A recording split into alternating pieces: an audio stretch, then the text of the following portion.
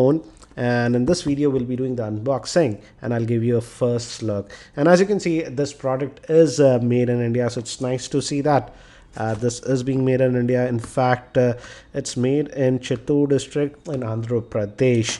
And again, this is the new model from Xiaomi. This one comes with actually a Snapdragon 430 chipset, which is actually a octa-core processor. So this is the device that we have, and regarding the pricing, I'll have the link and the details in the YouTube show notes below. So this is the handset itself, and this is in the gold variant, and it also gives us some SAR info, and it says that the SAR value is 0.67.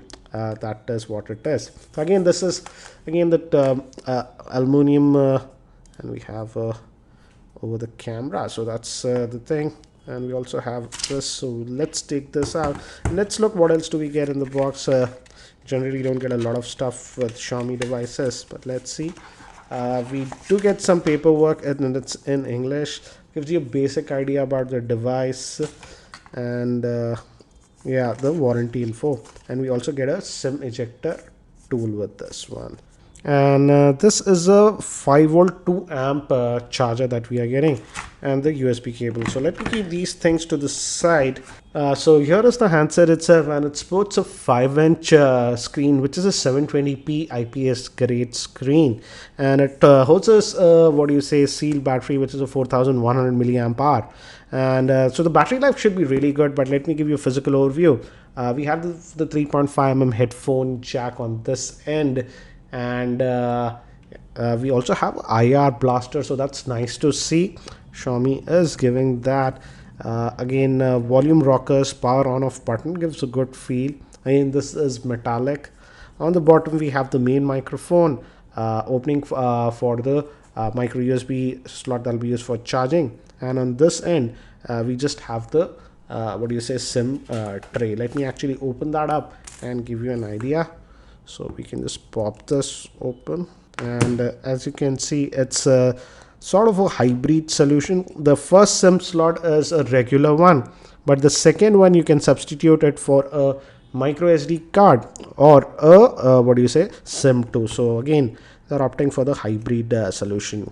And by the way, this model is with 3 gigabytes of RAM and 32 gigabytes of internal storage. So let's just power this on.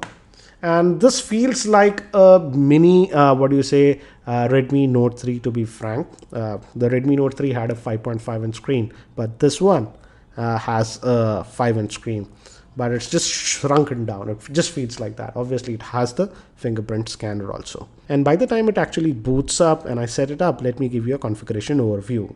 This new Redmi 3S is powered by the Snapdragon 430 chipset, which is actually a octa-core processor. The model that we have comes with 32 gigabytes of internal storage with 3 gigabytes of RAM. It also has the Adreno 505 GPU, a fingerprint scanner, IR blaster, and it has a 4100 milliamp hour battery. So I'm just going to set up the fingerprint scanner. You just tap in, and it gives us haptic feedback when we do that.